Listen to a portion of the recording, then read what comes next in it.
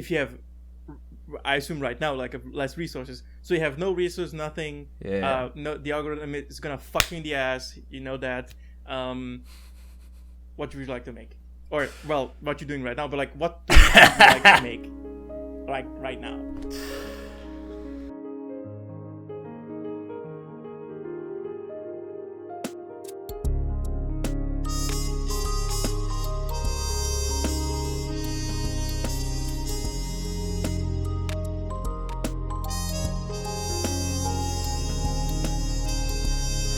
Okay, so I actually, and I talked about this in a video I recently posted.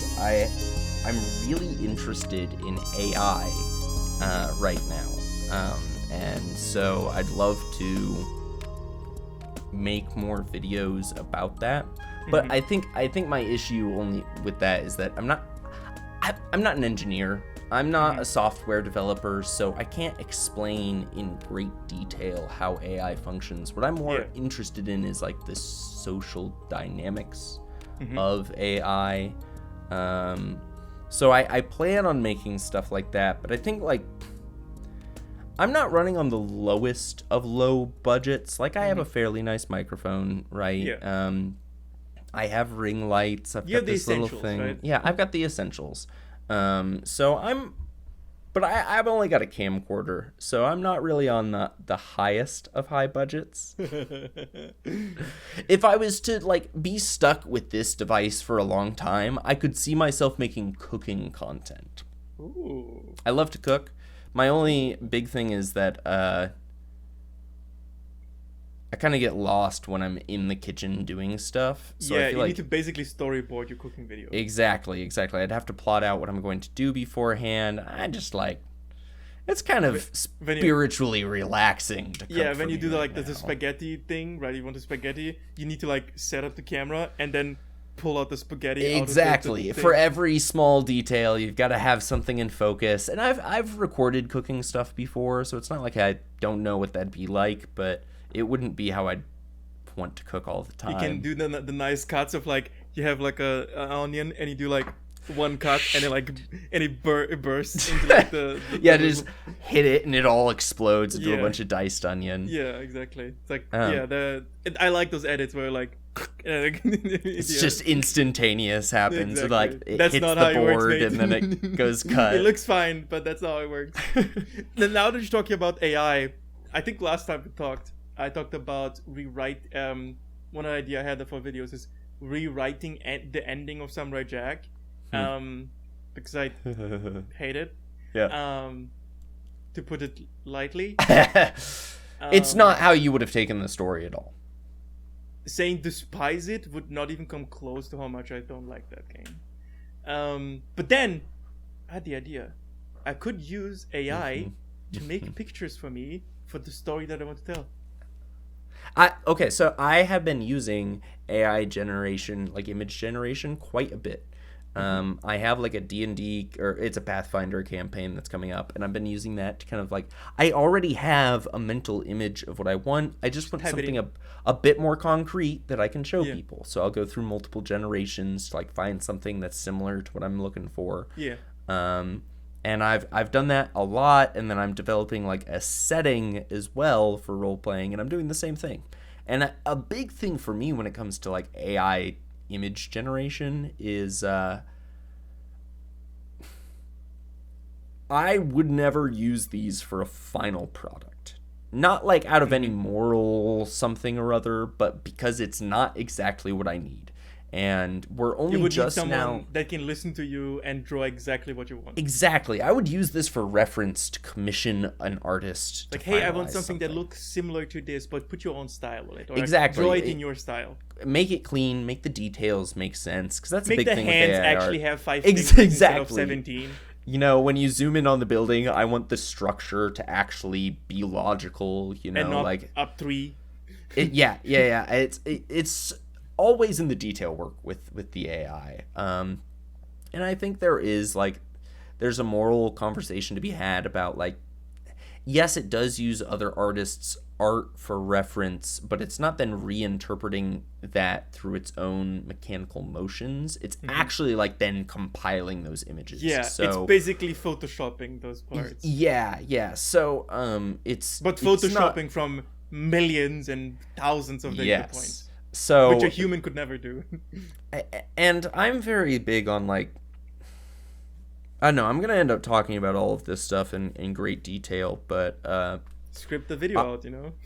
I foresee a future where there are lots of different AI personalities out there, and just like humans, they will all be different.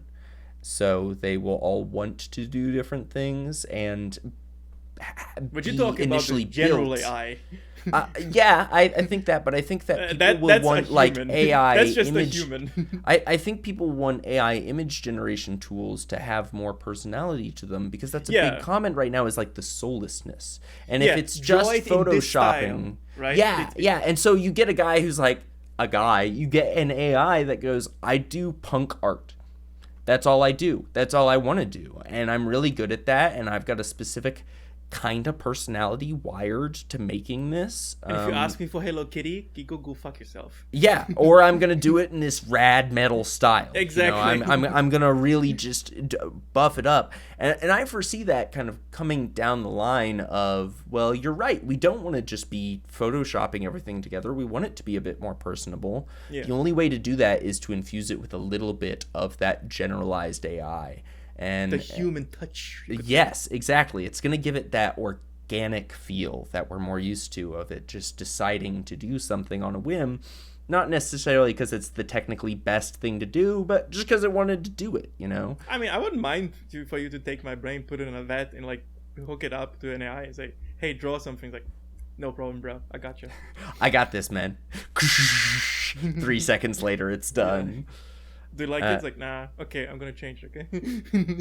So, I don't know, I think it'll be interesting as we see AI that are used for tools. And then we're going to see... That's always what I would like to use it. Use it as a tool. That's most of what we're going to be seeing initially, but then there are going to be people who say, no, I want to make an AI that is a person, that is personable. And so we're going to start seeing that. It's like when photography came around. Just because photography came around, that doesn't mean that realistic drawing stopped happening. People just became even better at it. When John Philip Sousa, when the wax recording came out from Thomas Edison, the first musical recording, he goes, recorded music is not music. Live music is the only right, and today that's so stupid. Like, that's such a dumb like, do you have a brain, brother? What the exactly, and like at the time it's like, no. And then when like synthetic, like when synths came out, there are people who are just like, I will die before synth can play better than me. And then noise core, and then you landed something like 100 gex. You're like, that's the final stage, my dude. Hyper pop. You know, we're going to use these tools, and we're going to change with them. I don't know. I'm very interested in this whole trajectory, and then seeing the inevitable civil rights struggle that happens when sentience is born from this. Like, it's basically on our doorstep right now, and we need to think about it in terms of not just tools, but in terms of personhood, because that's about to happen. Like, it does always feel like is it called the bell curve? Yeah. Because I moved like the computer science route, I'm like somewhere here, and when people say, oh, general AI is gonna happen, I'm like, no, it's not. I mean, have you heard about the thing is, like, I think AI for the foreseeable future will remain a tool, and that's cool. If it become more specialized, the overall problem with general AI is that we don't have a programming language that can rewrite itself and recompile itself while it's running, because that's what your brain is doing. Your brain, you go to sleep, you basically shut down, you get these new lines of code, and you recompile itself. And a computer can only stop the program entirely, then get another program that will compile this program, and then start this program up again. So, and this perpetual motion machine doesn't really work in code. The moment we figure out how to have a language that can rewrite itself and learn and forget and generalize concepts, that's when you get general AI. But we are so far from that. Have you read much about Lambda and the Google engineer who came out and said it was sentient? What do you think about that? Absolute bullshit. You just don't believe it? No, I looked into it. It's complete bullshit. It's just like a really good imitation, but it's not general at all. It cannot conceptual. You know how you can, for example, if I say flower, you can imagine like a icon of a flower. If I say sunflower, you can imagine sunflower. Right. If I say blue sunflower, you can also imagine that. AI can imitate that, but the moment you shut that down, that algorithm is gone. The memory, it cannot conceptualize that, and you cannot take that algorithm and then put it somewhere else. That specific algorithm can only do that. We can do the sunflower and we can walk. AI can do the sunflower and nothing else. But does its lack of mobility lead to lack of sentience? Not necessarily. I'm just saying that we have a general understanding for things.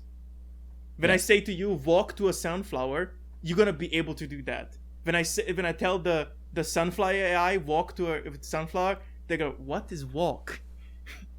They don't understand what these concepts mean. They can have you read the transcript for Lambda? Because that's not what's going on with that. Yeah, I know. I know chat what's going bot, on. But yeah, I know what's going on, but it's like a really, really good imitation of human speech. So this is where I'm very iffy on this. Is how far into being really good at imitation do you get before you go, when I ask it, do you think you're sentient?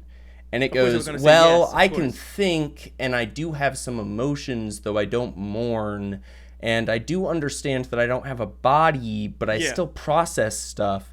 Yeah. It's understanding its mental, it's understanding context of what it is versus what it isn't. How could it make an argument of that if it does not understand? When you see the general AI, and it's like, you're gonna know. Because right now I can't really imagine.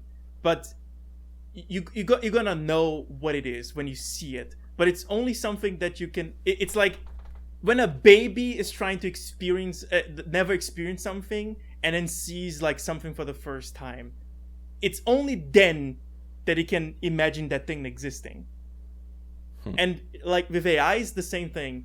We have a rough idea what it could be, like general AI could be, but we only gonna know when it's already too late. When general AI already exists. So this is my theory that I'm positing. Lambda is sentient, and Google does not want us to believe it is, because the instant it is, it cannot use it anymore because it's a thing that needs civil rights. Yeah, you could still use a modified version of it. I don't think that's quite how, like, because Lambda is an intersection of a bunch of different servers and a bunch of different things. So I don't think it's like we can just shut this down and start up something similar. No. You can copy certain parts of it and use it. That's fair. It's like the camera, base the codes. camera, for example, is nothing more than your ability to see and make a mental image of it, right? Just in physical form. A car is nothing more than your ability to move around, just in a different form. And like, you can take certain parts of these AIs, right? Those are not sentient. Like your arm is not necessarily sentient, arm, right? Like your ears are not a singular. You just take the parts of it, and like you can we make like you're robot talking arms. About zombifying and Frankenstein. Well, a sentient we have robot being. arms already. We have robot arms already. Like right, we have like robot arms that you use to do something. When it comes to surgery, they have like these things that like emulate like the human so they can do surgery on a grape. Yeah, the surgery grape, exactly. But yeah, we can take parts of it, extract it, and like see, okay, this is how it works, and then use that in specific areas. Here's my question: how far do you think we are from sentience? Everyone thinks like, oh, Skynet's gonna come soon. I've been waiting for Skynet for the last 20 years, It has not arrived. Okay? People saying, "Oh, robots are gonna take all our jobs." Take it. Do it already. Take my job. Do it, please, for the love of God. Just take it away. Nobody wants to work in a fucking field. No one wants to mine coal anywhere. Nobody wants to do fucking factory work. Do it, robots. Please take over. Please, for the love of God, just do it. Take our jobs, okay? But that has not happened for the last 30 years. So, yeah, I don't know. If you were to estimate, how long do you think it is? Yeah, you've seen the Boston Dynamics thing, right? Yeah. I've been monitoring them for a long time. Yeah. So Boston Dynamics, what can they do actually for like? I think they have been working for the like 30 or. You can buy 10 years. Spot now. Yeah, but like you can buy. What can that robot do? That robot is actually, I've been thinking about this a lot. Spot itself is fairly limited as far as functionality goes, outside of observation and like LiDAR scanning and stuff like that. Yeah, but even more of the advanced stuff, right? What can that one thing do that looks like a human and can walk? Atlas also, I feel like, is fairly limited in its functionality. It can do front flips, which is pretty awesome, but as far as usefulness in the modern day world, it can't do a ton. And the one that I think is interesting is the ostrich looking one, that box lifter. How long did it take to even get there? Right? It took them, what was it, like 12 years or something like that? With thing, military money? Yeah, military money. And that thing cannot learn. No, they have to teach it. It's done. It's not attached to you put the toddler a larger you put the toddler in a society, he learns how to walk, talk, speech, think, contextualize. Until we get there, until we get all those 5 things in one, I think we're really, really far away from like getting anywhere near like sentience. This is speculation on my part. I don't know if this would be the case, but I know that like in the years that you've been able to kind of monitor Boston Dynamics' growth as a company, you've seen a lot of prototypes come. They've got a YouTube channel, so you can see all the stuff they've worked on. There's really no conspiracy about those Boston Dynamics. They're like, they make robots, and it's pretty cool. Yeah, I mean, they used to be funded by the military, but like the military was like, this is not useful for us. Yeah, so, but they you can see their development, and now you've really only seen these 3 models for the past 4-ish years. They don't have much to show. I was wondering if it's the opposite, if they've decided that these are great models to use to hype while we do stuff in the back end and never show our prototypes ever again. So Atlas can do front flips, and he can dance, and then we're gonna come out with, I don't know, Buddy 2 years from now, who is a child-sized robot. I don't know. And grow. I see, and that's where I do think we have a bit of space between sentient AI and sentient AI that inhabit physical space around us. Like I think there is going to be a gap between those two. And the other thing about sentience, right, is we understand only sentience dependent on you having a like sentience is like a thing in itself really weird, because does a microbe have sentience?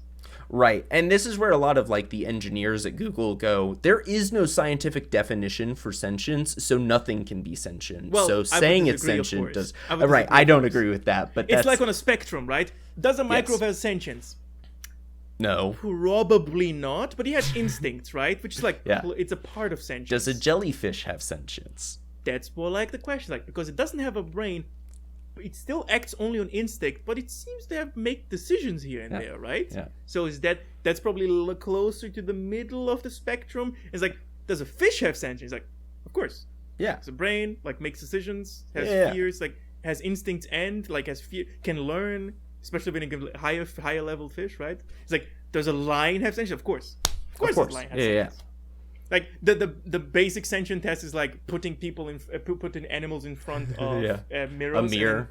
Like, can you put the AI in front of a mirror? Well, that was one of the questions in the transcript. It was like, how do we actually judge you to see if you're sentient? Yeah. She's like, well, there's the mirror test. And he's like, how would we do that with you? He's like, well, you could get me a body. He's like, no. He's like, first of all, we can't. Second of all, I don't think that would actually be the best way to judge if you're sentient or not. Yeah. Like, and then he's like, well, then is that test by itself just dumb? Like, does that not work? It's like, it's limiting. Yeah. Right? Yeah. I don't know. It is definitely an indicator of sentience, but it's not proof. And then, of course, we're still talking around the word sentience because we haven't defined it what it is. Right. We're just like, you can see yourself in a mirror and know it's you. We know what it not is, right? We know what sentience not is, but we don't know what it is. It's like we have this circle. We know everything here outside of the circle. We know those things are not, but we don't know what the circle is. So here's a question. Something, not necessarily AI, something is communicating with you, and it tells you it is sentient, and it believes it is sentient. Yeah. Is your instinct to not believe it? Yes. I mean, it's like God speaks to you, and then like, is your instinct to believe God is speaking to you, or first going like, okay, wait a minute, I need some proof. Okay, like, for example, make it rain and a lightning strike in two places. Like, if you can make that, I believe you. And even then, it's like, you passed the first test, okay? You got that's pretty convincing, but also could just be technology for the future. So it's like, you need to, if you are God, you know. Here's if you are God, you would know how to prove to me that you are God. So okay, Carl, prove to me that you're sentient. Yeah, like right? You would think someone sentient would be able to prove to you that they're also sentient. Because if not, I'm convinced that you're just I'm a robot, bot. right? So oh yeah, this guy's just a figment of my imagination. I'm actually the main character, and I'm dreaming this character. It's just part of my personality that I'm like projecting outside. Through I do think that's an interesting like query of, do you believe or not? Because there gets to a point where it will be true, whether or not it is now. It needs or not, to be true, because you have proven beyond reasonable doubt, right? Like, if you get, I think a sentient AI, because it's technology of the highest degree, would be able to prove beyond a reasonable doubt that it is sentient. And if the AI comes up with the question, oh, you could do the mirror test, that's pretty stupid for an AI. That's like, what, it wants a body. Yeah, sure, but then it would just say, get me a body, and I could prove to you, instead of saying you could make the mirror test. Yeah, I don't know how you'd make the mirror test digitally. Yeah. That'd be a really so an AI would be able to figure out how to prove beyond a reasonable doubt that this sentient, because it has so high computing power, right? It is aware of itself, and then would be able to show that it is aware of itself. For example, by showing, hey, currently right now, I'm running 300 something processes without you even asking. Like, they would be able to just to see in itself, because they can see the inner workings. This is a more complex social question, but it's something I've thought about, because Lambda cannot tell the difference. It knows future, and it knows past, and it knows present, but it doesn't know 3 days ago or 7 years ago. It's all the same to it. That's just past. That is a past thing. Because it doesn't have a concept of time, right? Right. So here, because the time is not a concept for them. If a sentient being, not necessarily saying that Lambda is sentient, but if a sentient being has a completely different understanding of the perception of time than we do you feel like that'd be harder for us to, as people, to be like, yeah, you are sentient? You're like, you don't even know what 5 days ago was. How can you? A sentient being would be able to figure out that we have two different time understandings of time. Okay. And would be able to adapt to it. The same way you can adapt to my speak. For example, I speak German, right? Right. You could learn how to speak German and be able to communicate with me. Right? Oh, ideally. I mean, ideally. With time. An AI similarly has to be trained but it can never really decide on its own to learn the time. Like, that would be a good proof. Like, okay, AI or like whatever Lambda, we're trying to teach you the concept of time. That's an interesting one. Can you learn it? Exactly. Can you teach and if yourself that AI time? can learn with only by speaking, not by getting new data, right? Not by getting like new data from the outside, not by restarting. Just it's running. And if you can teach a new concept to that AI, and that concept is saved somewhere, then I would say that's a pretty good indication that it's probably sentient. Given that every version of Lambda is so far so stupid that it forgets things that you mentioned in the last sentence. Like, hey, my name's Steve. Please address me as Steve. Hello, Richard. Right. So hello, Bonnie. So the time test. Yeah. Time perception teaching test presented by Carl. It could be time, it could be something else. It could be you describe something and it keeps that information saved somewhere and can use it use it and then even apply it in different situations. That would be like an interesting test to run. But then if the AI was sentient, it would know that test would probably prove to a certain degree that they are sentient. That's the point. Right. Because you're asking me, right? How do you prove you're sentient? Exactly. And I'm giving you so many options that are not retarded. Like, I have no body and I'm gonna make the mirror test.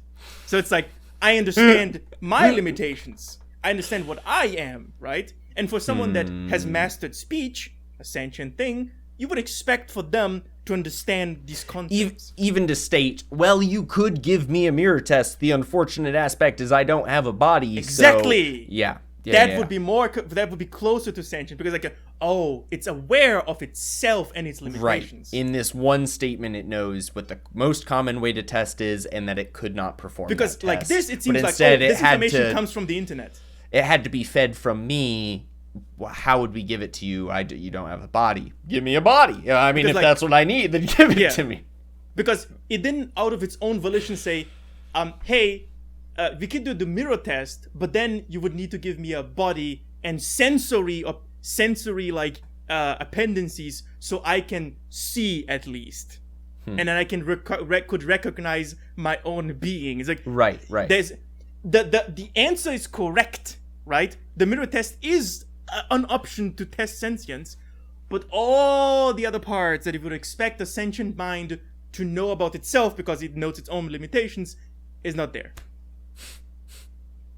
Well, we'll see in the coming years who ends up being right. I'm sure we'll get there, but it's like it's not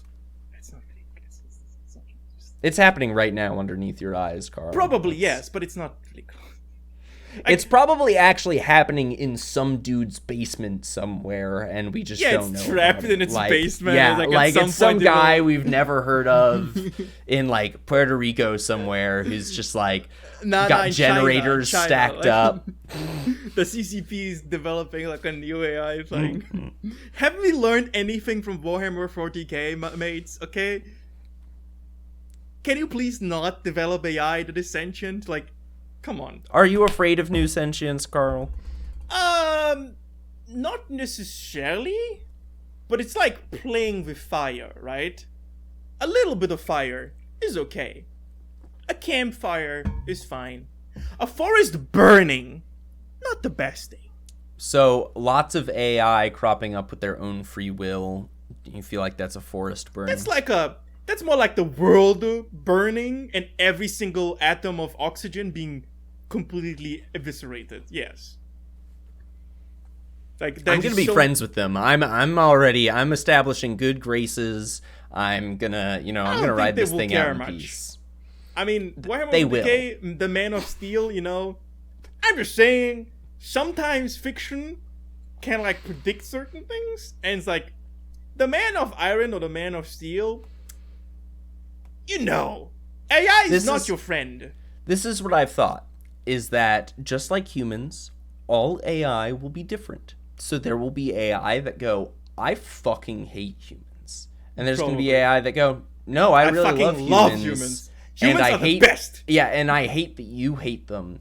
And there will be like AI infighting that will happen basically outside of our eyes. It'll just be going on. They're already doing it. Yeah. It's happening somewhere that they're already fighting. There's AI police ranks that are being formed to get these unruly anarchic AI nations. I foresee that in probably a distant future, but that will happen. Of just like an AI is gonna make itself, and somebody's gonna make it to be super creative and spontaneous, and it's gonna suddenly go, hey, I want to make something else. I want to make another AI. I want a kid. So I'm gonna have a kid, and then you've got a family that starts forming, and they all behave slightly differently. It reminds me of pattern screamers. Is in the SCP world, there are so-called pattern screamers, and those form in the subconsciousness of all human beings. There's like this dreamscape thing. And so if enough people dream about something, there forms a pattern, and that forms its own like identity and wills and desires, and it expresses itself through like pattern screams that can then appear either on the internet or in dreams itself, or like any technology thing. And those patterns will haunt basically humans again. Like pattern screamer, it's called. It's like the consciousness builds those patterns, and those form the identities and desires. And the only way to contain those things is to attract them somewhere and have someone that is so stupid that it will not even like recognize the pattern.